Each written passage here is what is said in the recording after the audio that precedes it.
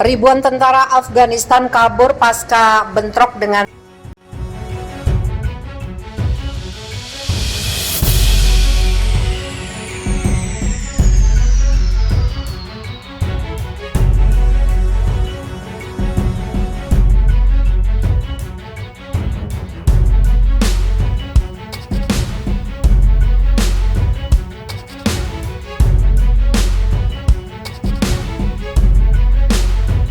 Lebih dari 1.000 tentara Afghanistan dilaporkan melarikan diri ke negara tetangga Tajikistan setelah bentrok dengan milisi. Para serdadu itu mundur hingga melintasi perbatasan untuk menyelamatkan nyawa mereka. Menurut pernyataan penjaga perbatasan Tajikistan, kekerasan telah meningkat di Afghanistan seiring wilayah yang dikuasai bertambah secara signifikan, terutama di bagian utara negara itu dalam beberapa pekan terakhir. Lonjakan ini terjadi seiring pasukan Amerika Serikat, Inggris, dan sekutunya ditarik dari Afghanistan setelah 20 tahun. Sebagian besar pasukan asing di Afghanistan telah hengkang sebelum tenggat waktu 11 September. Ada kekhawatiran bahwa militer Afghanistan yang seharusnya mengambil alih keamanan di negara itu akan kolaps.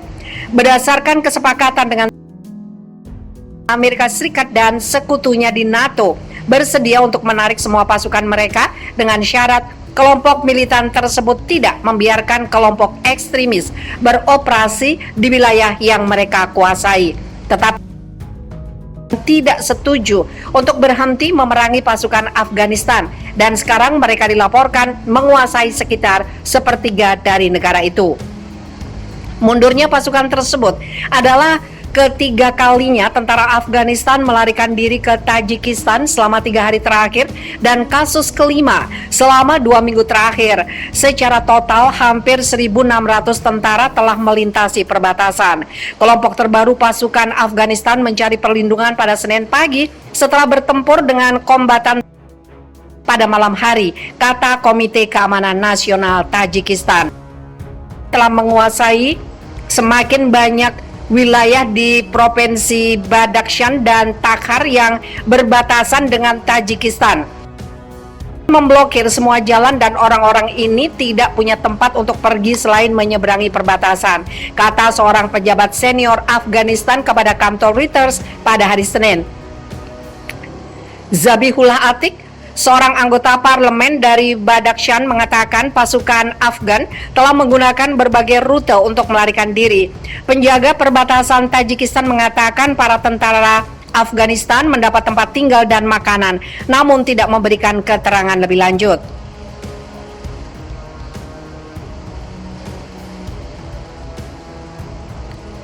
Dengan gelombang kekerasan baru di seluruh negeri, pasukan Afghanistan menghadapi tingkat pertempuran yang belum pernah mereka hadapi tanpa bantuan pasukan asing.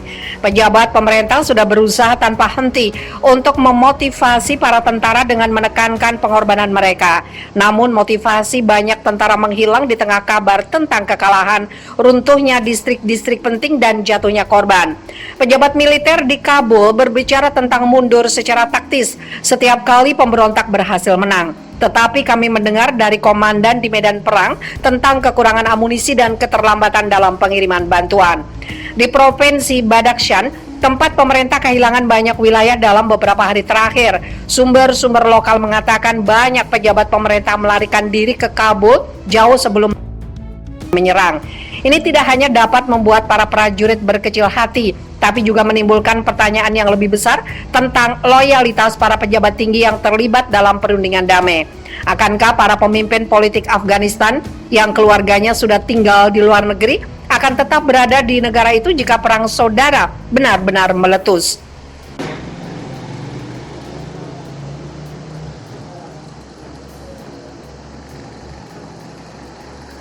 Norwegia tarik modal 16 perusahaan terkait okupasi Israel. Lembaga dana pensiun terbesar di Norwegia, KLP, mengumumkan telah mendivestasikan aset pada 16 perusahaan yang disebut terkait dengan pemukiman ilegal Israel di tepi barat Palestina.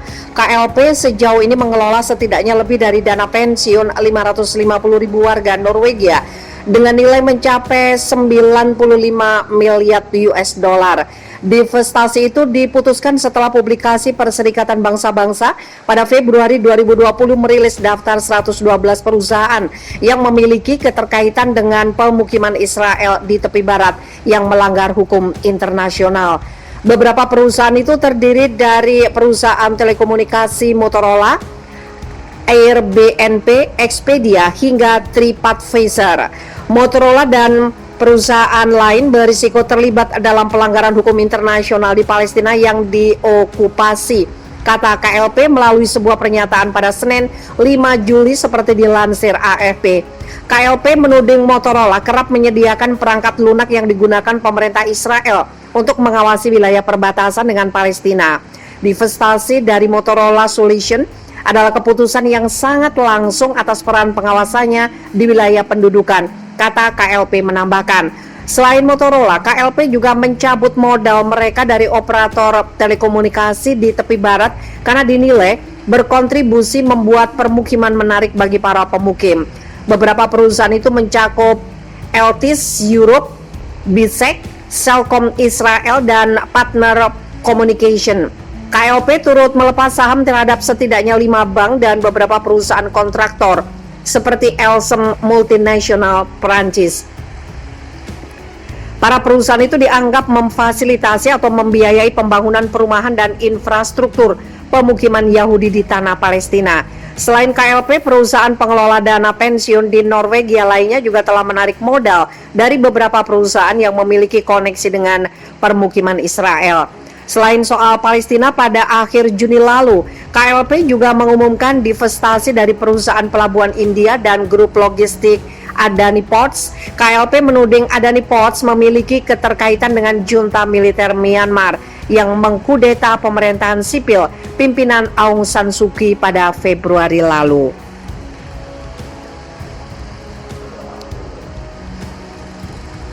Motorola dan perusahaan lain berisiko terlibat dalam pelanggaran hukum internasional di Palestina yang diokupasi, kata KLP melalui sebuah pernyataan pada Senin 5 Juli seperti dilansir AFP. KLP menuding Motorola kerap menyediakan perangkat lunak yang digunakan pemerintah Israel untuk mengawasi wilayah perbatasan dengan Palestina.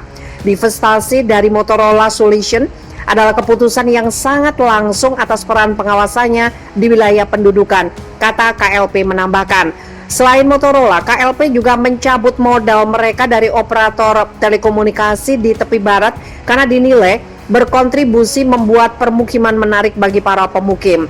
Beberapa perusahaan itu mencakup Altice Europe, Bisek, Cellcom Israel, dan Partner Communication.